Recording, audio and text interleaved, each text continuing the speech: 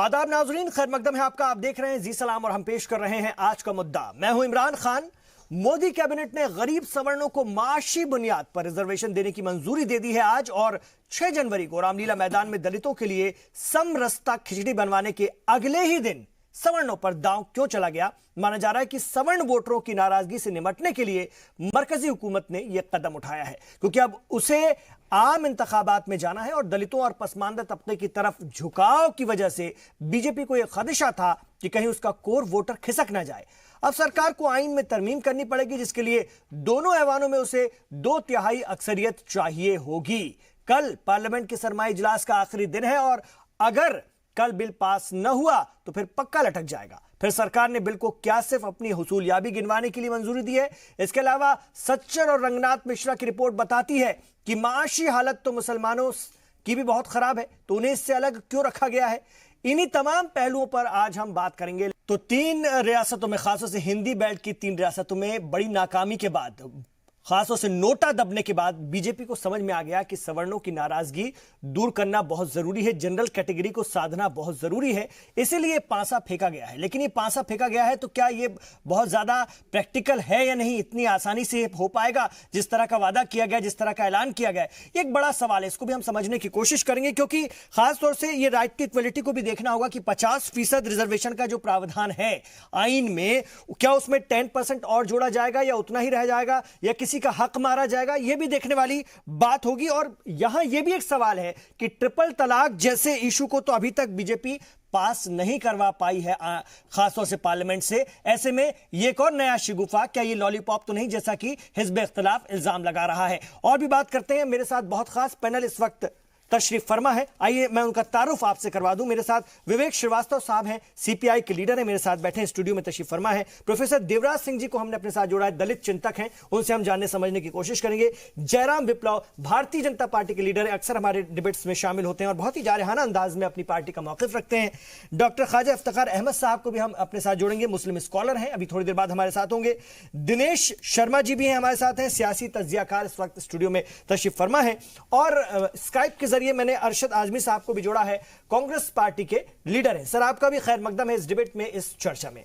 तो आइए आगाज करते हैं और सबसे पहले मैं दिनेश शर्मा जी की तरफ जाना चाहूंगा। दिनेश जी, खास तौर से हिंदी बेल्ट में जो उम्मीद थी बीजेपी को, उस पर पानी फिर गया। समझ में आ गया कि यह सवर्णों की नाराजगी है, दलितों की तरफ ज्यादा झुकने का कहीं ना कहीं नतीजा है। क्या इसीलिए कोशिश की गई है, शिगुफा छोड़ा गया है? और जो कहा जा रहा है कि यह भी जुमला ना साबित हो जाए, क्या आपको दिखता है क्या ऐसा?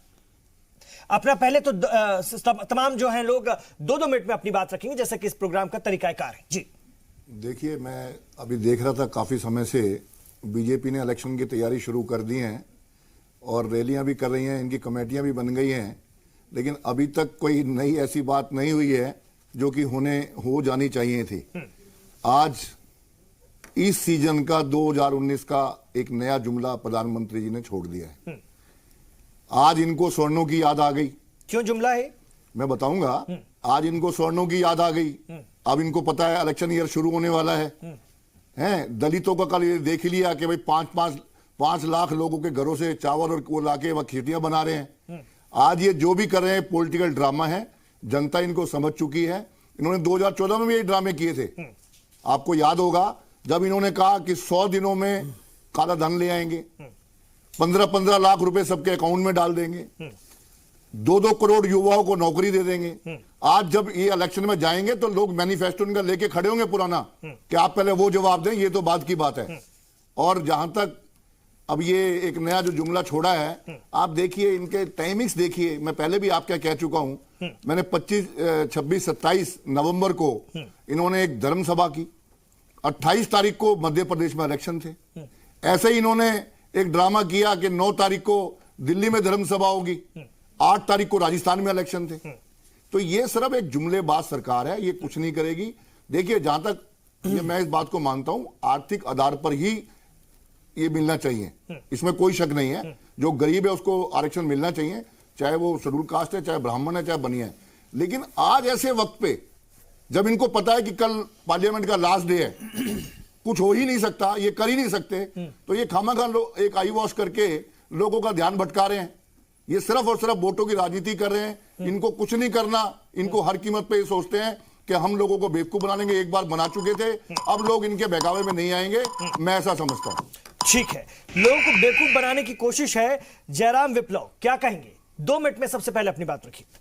देखिए, आज बेहद ही खुशी का दिन है और देश भर से लोग इस बात के लिए प्रधानमंत्री जी को बधाई दे रहे हैं। यह जो पूरा फैसला है, ये जो प्रधानमंत्री जी बार बार कहते हैं सबका साथ सबका विकास, उसी को आगे बढ़ाने वाला फैसला है। ये बहुत प्रतीक्षित मांग थी। पिछले 70 वर्षों से गरीब सवर्ण भी अपने लिए आरक्षण की बार बार मांग करते रहे हैं।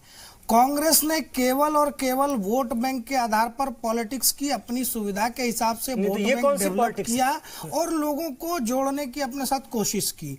ये सर्वस्पर्शी, सर्वग्राही और सर्वसमावेशी राजनीति का उदाहरण है। यहाँ पर किसी कास्ट के आधार पर यह फैसला नहीं लिया गया है।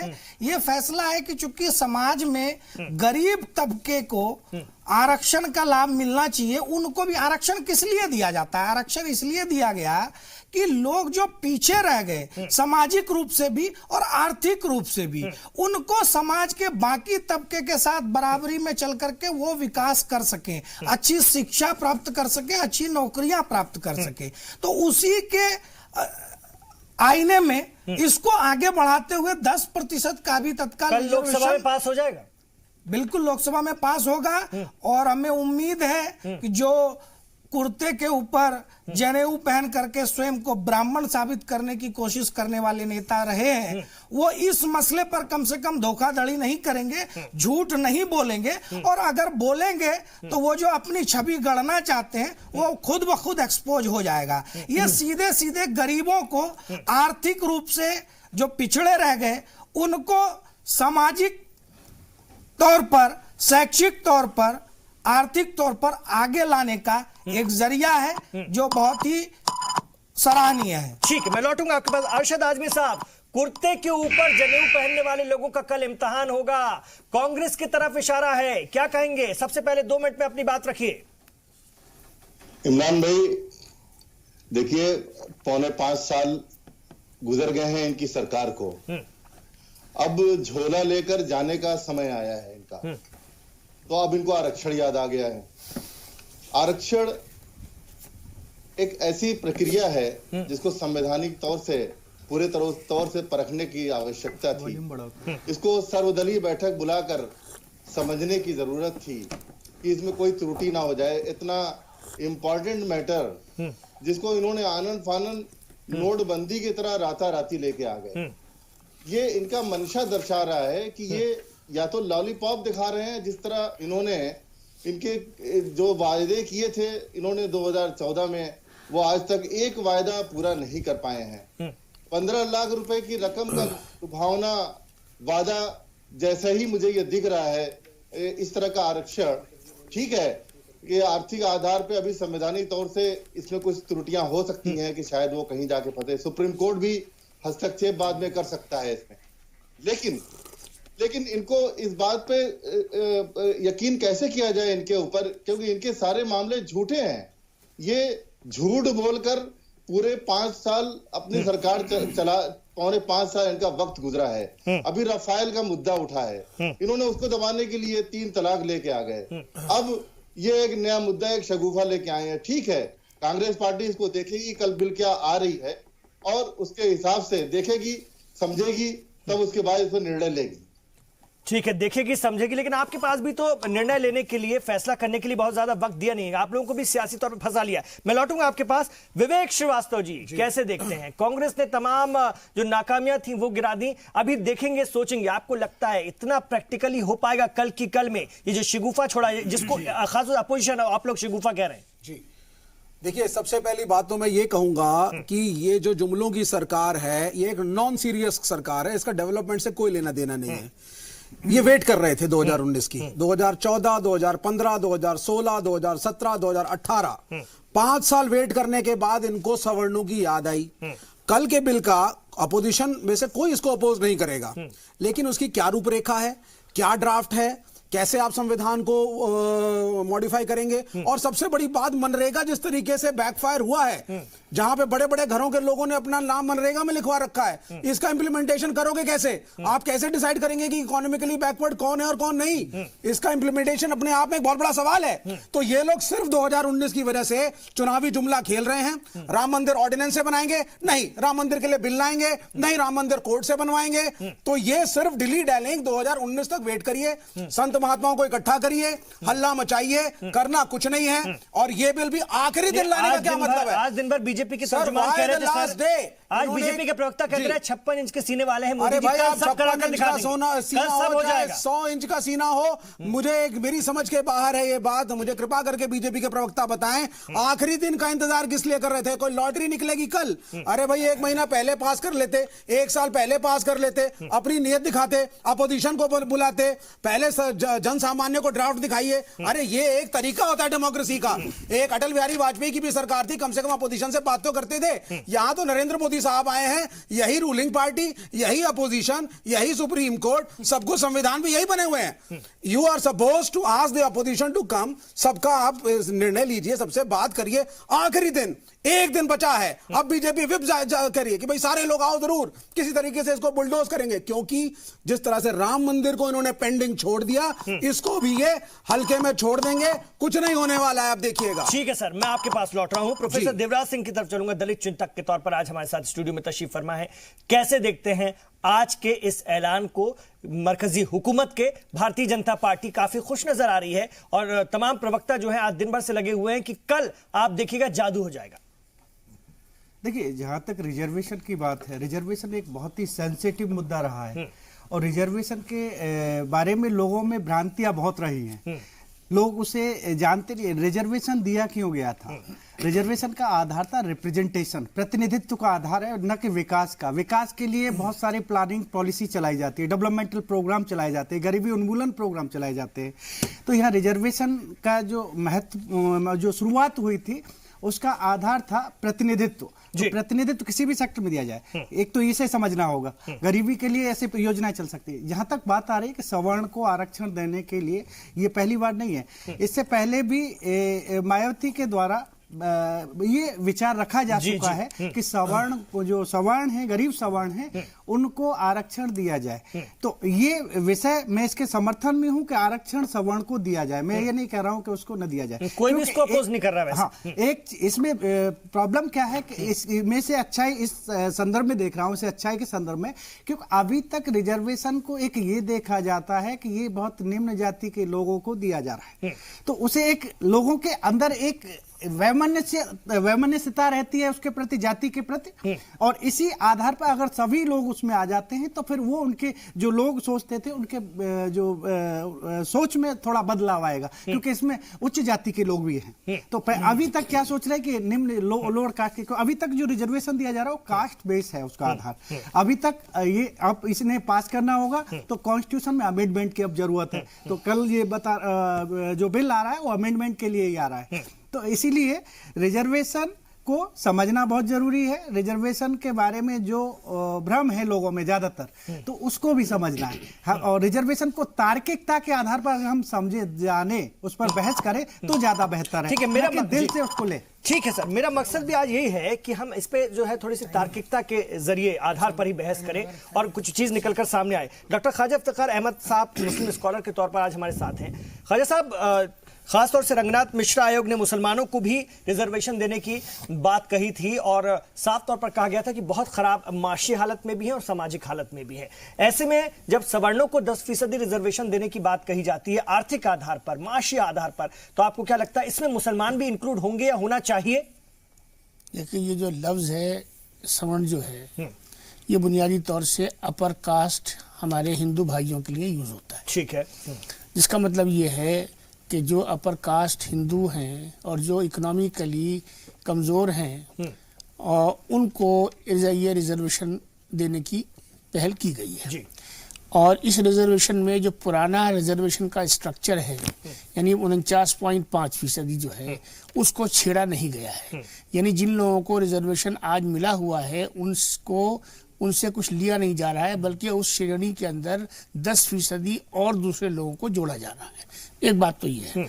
मगर मैं आपने रंगनाथ मिश्रा कमीशन की बात की है। देखिए, मैं अभी कुछ देर पहले जिस सवारी से आया, उसके ड्राइवर ने खुद ब खुद मुझसे कुछ बात करनी शुरू कर दी जी। और मैं उसको आपसे शेयर करना चाहता हूँ।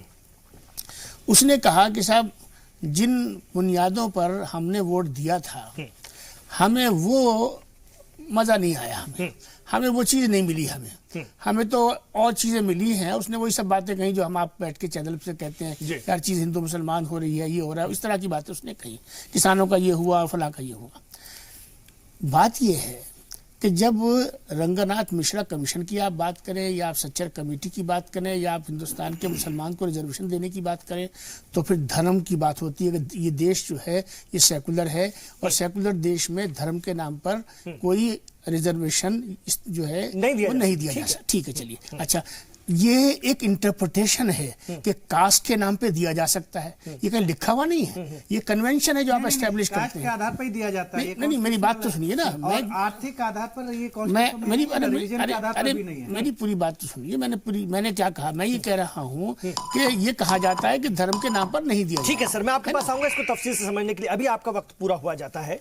एक छोटा सा वक्फा हम यहाँ पर लेंगे। बहुत अच्छा पैनल मेरे साथ है, आप भी सुनिएगा। हम इसको समझने की कोशिश करते हैं कि बेसिकली ये है क्या और होना क्या चाहिए, इसके जो खास मुद्दे हैं और जो इसकी बारीकी है, उसको जब तक हम समझेंगे नहीं तो ये बहुत ऊपरी ऊपरी लगेगा। इसलिए कोशिश है कि आपको हम बारीकी इसकी समझाएं। बहुत अच्छा पैनल है। तो आपके बार रिजर्वेशन लगाएगा पार, बड़ा सवाल है। आज बड़ा ऐलान किया गया है सरकार की तरफ से, लेकिन कई सवाल उठ रहे हैं कि क्या रिजर्वेशन के जरिए गरीबी हटाओ की लॉलीपॉप लोगों को दिखाई जा रही है। यह भी एक बड़ा सवाल है। और दूसरा, ये जो सामाजिक स्तर पर जो है पिछड़े लोगों को, जो कि सैकड़ों सालों से पीछे हो गए थे, उन्हें बराबरी का दर्जा मिले, ये मूल भावना है खासतौर से रिजर्वेशन की। क्या उसके खिलाफ जाने की कोशिश की जा रही है? कहीं ना कहीं संविधान में तरमीम की जाएगी, आइन में तरमीम की जाएगी, ये कोशिश है। क्या ये आइन से खिलवाड़े? बहुत सारे सवाल हैं, इन पर भी हम बात करने की कोशिश करते हैं। मैं इधर विवेक श्रीवास्तव जी की तरफ चलना चाहूंगा सबसे पहले। विवेक जी, क्या ये आइन के साथ खिलवाड़ करने की कोशिश है, आपको लगता है? देखिए, बिल्कुल। अगर आज मैं इसको टीवी चैनलों पे बोलूंगा तो शायद जो जनरल कैटेगरी के सवर्ण लोग बैठे हैं वो बड़ा एक एंटी मेरे बारे में सोचेंगे। ऐसा नहीं है। कल बिल्कुल सभी पार्टियां समर्थन देंगी, लेकिन क्योंकि ये एक इलेक्टोरल मजबूरी सब पार्टियों की बन जाएगी कल, चाहे कोई भी पार्टी हो, जो सच्चाई है। लेकिन देखिए, इस तरीके से कॉन्स्टिट्यूशन को झटके में आप बिना डिस्कशन के, बिना ड्राफ्ट डिस्कस करे, बिना डिक्लेयर करे that what is the draft of your bill, debate के लिए एक भी दिन नहीं है, और आप सडनली कॉन्स्टिट्यूशन को चेंज कर रहे हैं। यहां यह ना हो, जिस बात का मुझे डर है कि हर राज्य के अंदर, देखिए जातियों का इतना कॉम्प्लिकेशन है यहां पे। कल हरियाणा में जाट खड़े हो रहे हैं, राजस्थान में गुजर खड़े हो रहे हैं, यादव खड़े हो रहे हैं, यूपी में कोरी कुर्मी खड़े हो जाए नीतीश कुमार के यहां पे, और सब बोलेंगे भैया अब हमारी लिमिट आरक्षण की बढ़ाओ, हमारा भी बढ़ाओ। अब तो ये तो भाई एक नई बहस शुरू हो जाएगी कि भाई अब तो सरकार के हाथ में होता है, तो हमारी लिमिट बढ़ाइए, अब ये 49.5 को बढ़ाइए, इसको, और हर राज्य के अंदर जातियों की लड़ाइयां ना शुरू हो जाएं। ये सबसे बड़ी बात है। मैं दिनेश जी से पूछना चाहूंगा। दिनेश जी, ये कहीं ना कहीं मिडिल क्लास पर भी टैक्स तो हमारे पैसे से ही तो ये पूर्ति की जाएगी कहीं ना कहीं। तो ये कहीं ना कहीं अगर माशी हालत से जो लोग पिछड़े हुए हैं उनको आगे बढ़ाने की कोशिश है, मिडिल क्लास पे भी एक बड़ा बोझ होगा। क्या इसकी मुखालफत इधर समाज की तरफ से होना शुरू होगी? देखिए, मैं आपको बताऊं, ये जो ये कर रहे हैं ये बहुत गलत कर रहे हैं। इस टाइम ये करने का समय नहीं था। अगर ये महीने, 2 महीने पहले, 6 महीने पहले करते हो, लगता कि इनके इच्छा शक्ति है।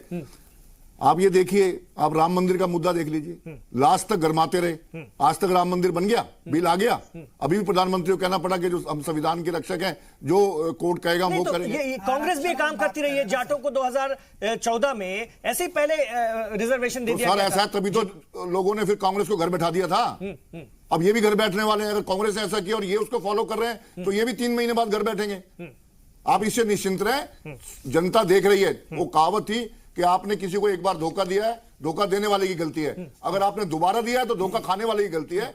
एक बार जनता इनके बहलावे में आ चुकी है, इनसे धोखा खा चुकी है, इनके जुमलों में आ चुकी है। अब जनता समझ चुकी है ये कुछ नहीं करने वाले, ये सिर्फ जो है दंगा फैलाएंगे। और ऐसी बात करके मैं बोलना चाहूंगा इस बात पे। दिनेश जी, आपने बिल्कुल ठीक कहा। और दूसरी बात है, 3 राज्यों में जो भी ये हारे हैं, तो कहीं ना कहीं से नकार दिया वहां पे। नहीं, बिल्कुल सही कह रहे हैं आप। और इनको सबने नकारा वहां इसमें पे। इनका जो थिंक टैंक है वो कहीं ना कहीं इनको ये राय दे रहा है कि भैया जो नोटा था वो तुम्हारा ही वोट था जो चला गया था सवर्णों वाला, तो कोई ऐसा ड्रामा करो कि ये वापस हम खींच सकें। तो ये सारे इलेक्शन गिमिक्स हैं। बिल्कुल, ये नोटा का असर है। विप्लव जी, जरा विप्लव, ये दूध में पानी मिलाना तो चलता है, लेकिन ये पानी में दूध मिलाने की कोशिश हो रही है, लोग समझेंगे नहीं क्या इसको? नहीं, बिल्कुल लोग बहुत अच्छे से समझेंगे। आज समझाने के लिए ही हम लोग बैठे हैं और जनता देख रही है कि दो दलों के और प्रतिनिधि बैठे हैं, विपक्ष के लोग, वो ना तो ये खुलेआम नकार ही दें कि ये बिल्कुल गलत है, हम इसके साथ नहीं है। कुछ तरफ से आवाजें आ रही हैं कि हम संसद में तो इसका समर्थन करेंगे, लेकिन ये गलत हुआ। तो एक दिन में बिल डिस्कस करेंगे विप्लव जी। हो सकता है कि सत्र बढ़ जाए, एक दिन में उसकी बात नहीं है। हो सकता है सत्र में अगर जरूरत महसूस होगी तो सत्र का संविधान समय ही बढ़े। संविधान ही बदल दो आप। अरे सर, अब संविधान पे आपसे लेक्चर थोड़ी सुन रहे हैं। तो डिस्कशन के लिए टाइम क्यों नहीं लिया आपने? आपने डिस्कशन के लिए से अब संविधान पे बहस नहीं नक्सलवादी करनी कोई नहीं है। सॉरी, लोकतंत्र में आप यही सब बोलिए, अर्बन नक्सल ये वो आरएसएस अर्बन नक्सल, अब उस पर मत जाइए, डिबेट है, पॉइंट पे रहिए। आप सुनिए, आप डिबेट मत करिए डिबेट को। आप ये बताइए, आपने 2-3 महीने पहले बिल को क्यों नहीं पास किया? सुनिए, ठीक है, सरकार को जब उपयुक्त, आपके पास कोई उत्तर नहीं है सर, आप बताइए एक दिन में क्यों पास कर रहे हैं? इसके पहले क्यों नहीं लाए आप बिल को? उत्तर आपके पास आप होता बिल को 3 महीने पहले क्यों नहीं लाए? ठीक है, आप क्यों है नहीं उत्तर? ठीक है, आपके पास कोई आंसर नहीं है। ठीक है, मैं अरशद आजमी साहब के पास चलता हूँ। अरशद आजमी या साहब, बिल्कुल दो बातें मैं इमरान भाई स्पष्ट कर दूं, यहाँ पर बहुत भ्रम फैलाने की कोशिश है। पहली चीज कि जो 49% आरक्षण अभी मौजूदा स्टेटस है उसमें कोई छेड़छाड़ नहीं है। इसके लिए कल क्यों ला रहे हो आप? ये तो सबको पता है, ये गीत गाने की जरूरत नहीं है। सर, एक दिन पहले क्यों बिल ला रहे हैं आप? वो 4 महीने पहले क्यों नहीं? 1 साल पहले क्यों नहीं? चल जाएगा। क्यों 70 सालों से आप नहीं ला पाए? क्या पता चल जाएगा? 70 सालों से आप नहीं ला पाए।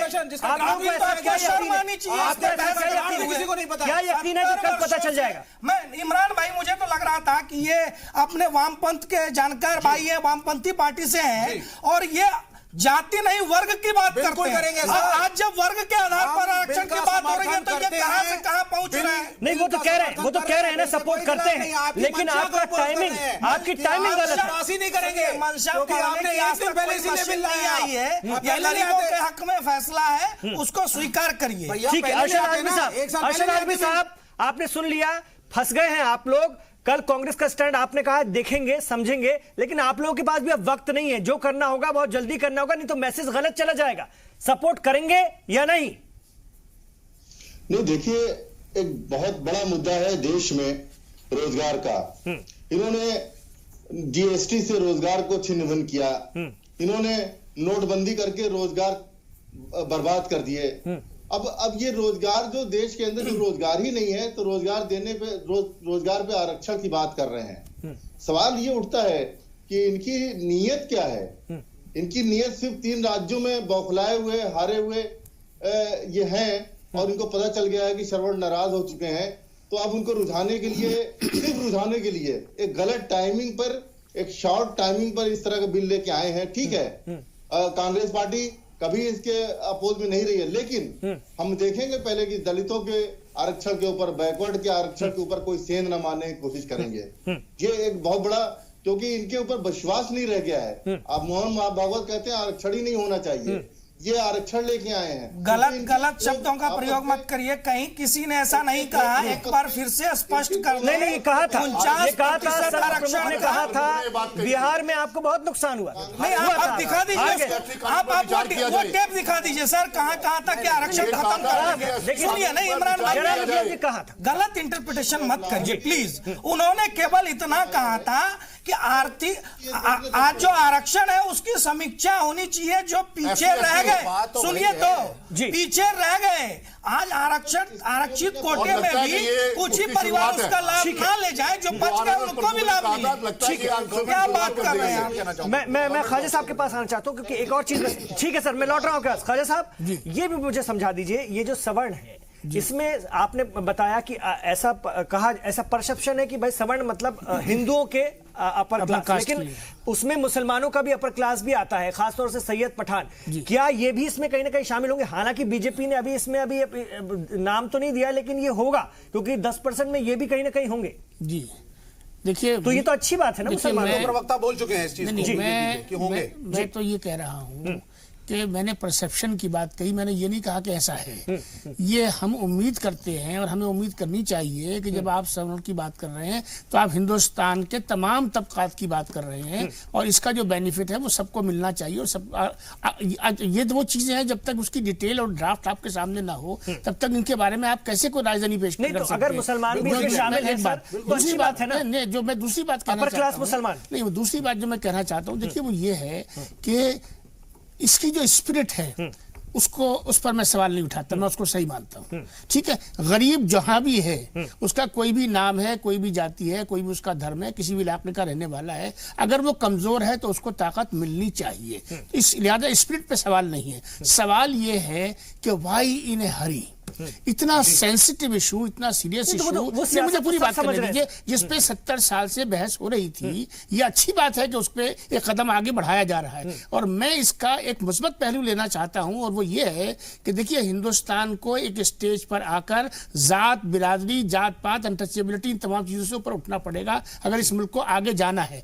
आर्थिक बुनियाद पर अगर रिजर्वेशन की शुरुआत की जा रही है, ठीक है, तो ये एक अच्छा कदम इस माना कर है कि मैं ये चाहूंगा कि आने वाले वक्तों में 10-20 साल, 25 साल के अंदर जो है वो हमारे मुल्क में आर्थिक बुनियाद पर ही हो। ये जात की बुनियाद पर जो तफरीका होता है ना, और ये धर्म के नाम पर जो होता है, इसको खत्म होना चाहिए। जी प्रोफेसर साहब, देखिए ये जो विचार जो रखा जा रहा है कि आर्थिक आधार पर, यहाँ पर हम इस रिजर्वेशन को समर्थन इस आधार पर दे रहे हैं, जितने भी दलित लीडर हैं उन सब, वो सब सपोर्ट कर रहे हैं, चाहे वो मायावती हो, चाहे उदित राज हो, चाहे और जितने भी XYZ जो भी अपने जो भी दलित लीडर हैं, तो इसे इस बेसिस पर कर रहे हैं कि ये समाज में एक ये बना हुआ है कि ये लोग रिजर्वेशन से आते हैं, ये एक मिथ टूटेगा और इसमें इन लोगों को आएंगे तो एक बराबरी का लोगों में वो मिलेगा। लेकिन जहां तक बात आर्थिक की बात कर रहे हैं, जिस तरह से की जा रही है, रिजर्वेशन का जो दिया जा रहा है वो रिप्रेजेंटेशन होता है और डेवलपमेंट के लिए, गरीबी उन्मूलन प्रोग्राम चलाए जाते हैं, तो गरीबों के लिए उस तरह की पॉलिसी आती है। इसलिए रिजर्वेशन इसके बैकग्राउंड में सोशलिज्म था ना भाई, जो शेड्यूल कास्ट को दिया गया, शेड्यूल ट्राइब को दिया गया, ओबीसी को दिया गया, उसके बैकग्राउंड में सोशलिज्म थे, उसके बैकग्राउंड में हमारी सोशल बैकवर्डनेस थी। मुझे कंप्लीट करना, ये कहना चाह रहा हूँ। हाँ, मैं ये कह रहा हूँ कि जो डिस्क्रिमिनेशन है वो कास्ट के बेसिस पर होता है, ना कि अमीरी और गरीबी के आधार पर। समाज में जो भेदभाव है, इसीलिए जो सम्मान है, मैं कितना भी करोड़पति बन जाओ, गांव में मैं घूमूंगा तो मुझे कहाँ इजाजत होगी, कहाँ नहीं, ये सारी चीजें आर्थिक आधार पर नहीं डिसाइड होती है। अभी आपने बहुत सारे टीवी मीडिया, इलेक्ट्रॉनिक मीडिया में सारी घटनाएं देखते हैं, तो इस आधार पर अगर हम जाति को, इस सवर्ण समाज को क्या प्रतिनिधित्व नहीं है? सारे लोग सारे व्यवस्था में बैठे हुए हैं। यहाँ पर जो बात की जा रही है जाति के आधार पर रिजर्वेशन अगर नहीं होगा तो इन लोगों का प्रतिनिधित्व कैसे आएगा? कोई भी MP नहीं जीत सकता है, कोई MLA नहीं आ सकता है विधानसभा पार्लियामेंट में अगर जाति आधार पर रिजर्वेशन। कमर्शियल के लिए 25 करोड़ सर, मैं आपके पास आऊंगा, आप कुछ कहना चाह रहे हैं? जल्दी से बात रखिए। रोजगार के विषय में और कास्ट स्ट्रगल की डिबेट वामपंथियों में शुरू से चली कि भाई हम आर्थिक आधार पर ही पूरे देश में करें या कास्ट, लेकिन हिंदुस्तान के अंदर कास्ट इज क्लास, जो ये कह रहे हो ठीक कह रहे हैं, क्योंकि ये इतना ज्यादा इनको दबाया गया। और दूसरा, where is the mechanism to know who is poor and who is rich? ये भी नहीं है इस मुल्क के अंदर। आप मनरेगा को देखिए, बिल्कुल आप ये भी नहीं इम्प्लीमेंट कर सकते। तो इसलिए कास्ट के ऊपर जो आरक्षण है उसका लेफ्ट की सारी पार्टियां समर्थन करती हैं। हालांकि हम लोग, हमारा अगर आप परिभाषा पढ़ेंगे मार्क्सिज्म की तो उसमें पैसे के आधार पर रिजर्वेशन है, लेकिन हिंदुस्तान की सच्चाई अलग है। इसलिए यहां की वामपंथी पार्टियों ने कास्ट स्ट्रगल को ही क्लास स्ट्रगल माना है। ठीक है, and that is what we support. Sir, मैं भारत की कोई भी राजनीतिक पार्टी इसका विरोध नहीं कर रही है। और बात करेंगे तो मास्टर स्ट्रोक खास तौर से मरकजी हुकूमत का कि दिया जाएगा सवर्णों को भी 10% रिजर्वेशन, और इसको लेकर के कल ही बात होनी होगी क्योंकि इसके बाद शीतकालीन जो सत्र है लोकसभा का वो खत्म हो जाएगा। बहुत वक्त खास चुना गया, इसके पीछे भी कई सियासी वजूहात हो सकती हैं, बड़े बड़े लोग इस पर अपनी सोच रख रहे हैं। मैं दिनेश शर्मा जी के पास जाना चाहूंगा। दिनेश शर्मा जी, आप शुरू से इसकी मुखालफत कर रहे हैं, मेरा सवाल आपसे है कि अगर हुकूमत गरीब की मदद करना चाहती तो आपका विरोध क्यों है, क्यों तकलीफ है आपको? नहीं, आप ये गलत बोल रहे हैं। मैं बिल्कुल मुखालफत नहीं कर रहा हूं, मैं समय की मुखालफत कर रहा हूं, मैं इनके तरीके की मुखालफत कर रहा हूं। की मुखालिफत। आज ये जो कर रहे हैं, ये दिखावा कर रहे हैं। इनका वो है कि मरता क्या ना करता। कुछ 4.5-5 साल में इन्होंने कोई काम नहीं करा, 4.5 साल में आज एक नया शगुफा छोड़ दिया लोगों के लिए, क्योंकि ये तो कल के बाद संसद बंद हो जाएगी। भाई सबसे बड़ी बात है ये सरकारी कुछ- नौकरियां है ही नहीं। आप ये मैं बताइए, आऊंगा, इसी पर आपके पास आऊंगा सर, आऊंगा। नौकरी कितनी इन्होंने पैदा की है, मुझे आऊंगा आपके बताइए पास, ना। 4.5 साल में इन्होंने कितनी नौकरी पैदा की जिसमें रिजर्वेशन दे देंगे? बिल्कुल ठीक कह रहे हैं। ये इमरान झूठ साहब, बोलते मैं एक बात हैं, कहना ये चाह रहा निकम्मी सरकार है। इनको जितनी जल्दी देखिए, ये हिंदुओं के ठेकेदार बनते हैं। तीनों स्टेट्स हिंदुओं के इतने बुरी तरह हार के आए, उसके बाद भी मैं हिम्मत समझता हूँ बातें करते हैं। आज राम मंदिर के ठेकेदार नरेंद्र मोदी तथ्यों से बहुत आप दूर मुझे है बताइए, शर्मा पौने जी साल में नरेंद्र मोदी कितनी बार अयोध्या गए? बताइए आप, चलिए। इस बार वाराणसी से एक बार भी नहीं गए, इस बार एक बार वाराणसी भी से नहीं गए। लड़ेंगे ही ठीक है, नहीं। ठीक है, और ठीक है बातें सर, करते हैं, हम मुद्दे पे भटके ना सर। मैं विप्लव जी के पास जाऊंगा पहले। विप्लव जी जॉब्स हैं कहाँ? जॉब्स है कहां जिनको लेकर के अब आप जॉब्स में और आर्थिक माशी हालात को लेकर के आरक्षण या रिजर्वेशन देने की बात कर रहे हैं, इस पर भी तो बात होनी चाहिए। बहुत ही कंफ्यूजन है, जैसे हमारे प्रोफेसर साहब कह रहे थे कि ये जो आरक्षण का सरकारी फॉर्मूला है, नौकरियां क्या पैदा वो की गई? रिप्रेजेंटेशन को लेकर के है, रिप्रेजेंटेशन को लेकर के। तो पहली चीज तो क्लियर है यहां से, जो मुझे अभी तक जानकारी आधिकारिक रूप से प्राप्त हुई है सरकार की तरफ से, ये रिजर्वेशन केवल और केवल शिक्षा और रोजगार के संबंध में है। ये कोई संसदीय चुनाव लड़ने की और उस तरह की रिजर्वेशन रोजगार के इतने मौके हैं क्या? नौकरी के रोजगार के इतने मौके हैं क्या? सुनिए ना, आप सुन लीजिए ना, का भी इतनी वही है। ऐसा ही सुनता मत दिखाइए, कृपया मुझे सुन लीजिए। जल्दी। दूसरी वक्त में चीज ये है, नहीं बीच में टोकते तो देरी होती है ना इमरान भाई। दूसरी चीज ये है कि देखिए, एक समय था जब आजादी के बाद लगा उस समय के हमारे नेतृत्व को कि संविधान में सामाजिक रूप से जो कभी किसी के साथ भेदभाव हुआ, अन्याय हुआ, उसको लेकर के, और आर्थिक रूप से जो पिछड़ गए सामाजिक आर्थिक रूप से, उनको साथ आगे लाने के लिए एक रिजर्वेशन का फॉर्मूला उन्होंने दिया।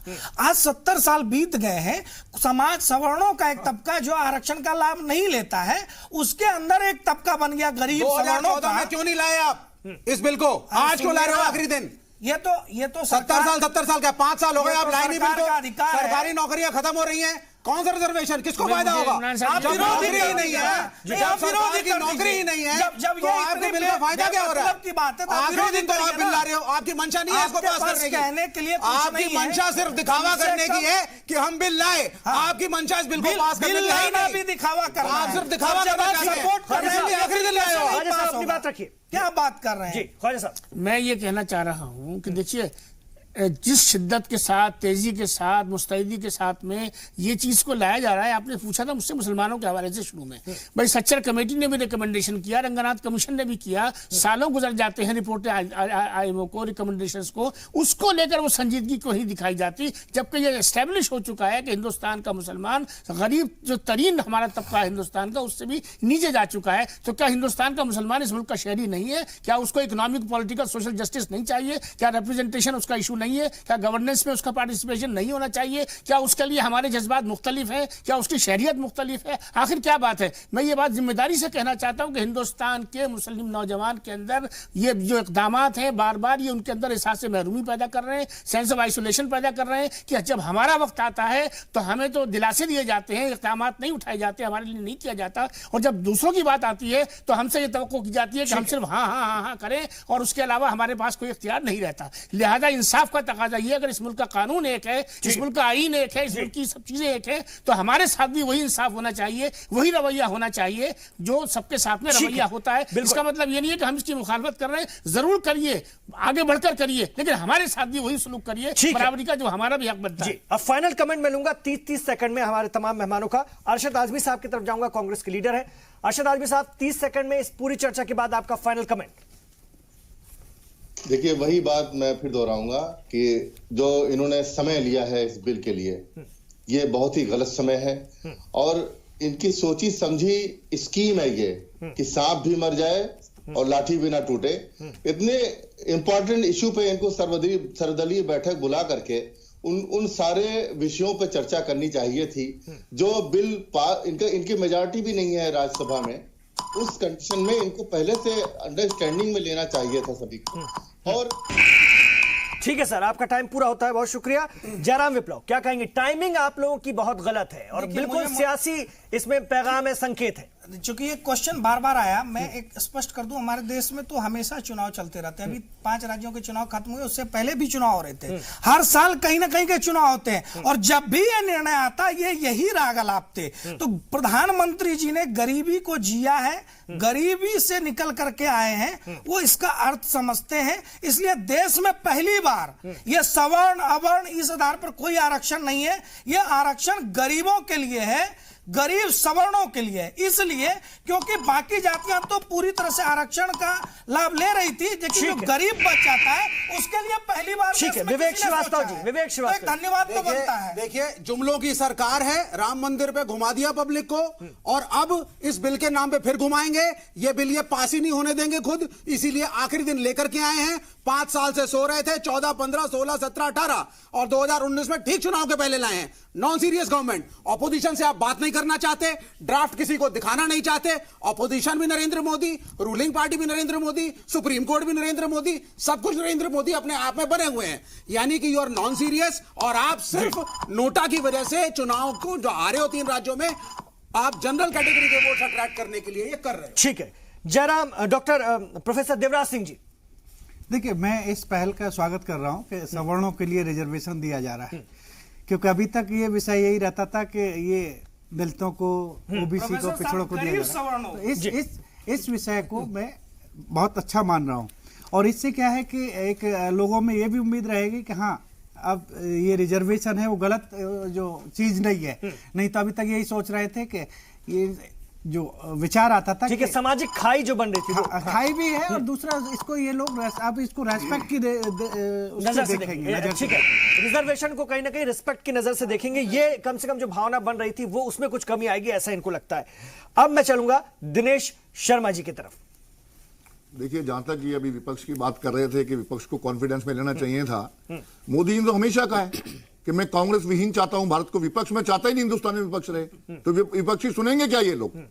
आज जैसे मैंने पहले भी कहा, हमेशा लास्ट मिनट पे कोई ना कोई ऐसा गेम खेलना चाहते हैं, लेकिन भारत की जनता इतनी भोली भाली भी नहीं है जितना ये समझ रहे हैं। वो सब समझ रहे हैं ये कौन सा बिल लाएंगे, कौन सा वहां आरक्षण देंगे। मैं इसके सपोर्ट में हूं। मैं फिर कह रहा हूं, आरक्षण मिलना चाहिए, सबको मिले, लेकिन ये ढोंगी है, कुछ नहीं करेंगे, ढोंग रचा रहे हैं, कुछ दिन के बाद खत्म हो जाएगा। ठीक है, डॉक्टर ख्वाजा साहब, आपका फाइनल कमेंट। देखिए, मेरा तो सिर्फ ये कहना है कि हिंदुस्तान के अवाम को बेवकूफ़ न समझा जाए जी। जब फैसले अगर संजीदगी से किए जाते हैं और वो ज़मीन तक पहुंच जाते हैं, लोगों को उसका फैसला मिलता है, तब उसका नतीजा निकलता है। इलेक्शन के वक्त जो फैसले किए जाते हैं वो हु हल्ला के लिए तो हो जाते हैं, लेकिन उसका कोई खास नतीजा निकलता नहीं है। मुझे भी इस फैसले का कोई खास इलेक्टोरल एडवांटेज बीजेपी को होता हुआ दिखाई नहीं देता जी। कोई बहुत ज्यादा फायदा इसका बीजेपी को नहीं मिलेगा। ठीक है, ठीक है, बहुत शुक्रिया आप तमाम लोगों का इस चर्चा में हिस्सा लेने के लिए। बहुत अहम बात निकल करके सामने आई और बहुत साफगोई के साथ आप लोगों ने अपनी बात रखी। तो अब देखना होगा कि कल का दिन कितना खास होता है, और कल क्या इस पूरे मामले को लेकर के पार्लियामेंट में आइन को अमेंडमेंट कराने की जो कोशिश है उसमें बीजेपी की हुकूमत, क़यादत वाली मरकजी एनडीए की हुकूमत कामयाब हो पाती है, ये देखने वाली बात होगी। बहुत शुक्रिया आप लोगों का इस चर्चा में हिस्सा लेने के लिए।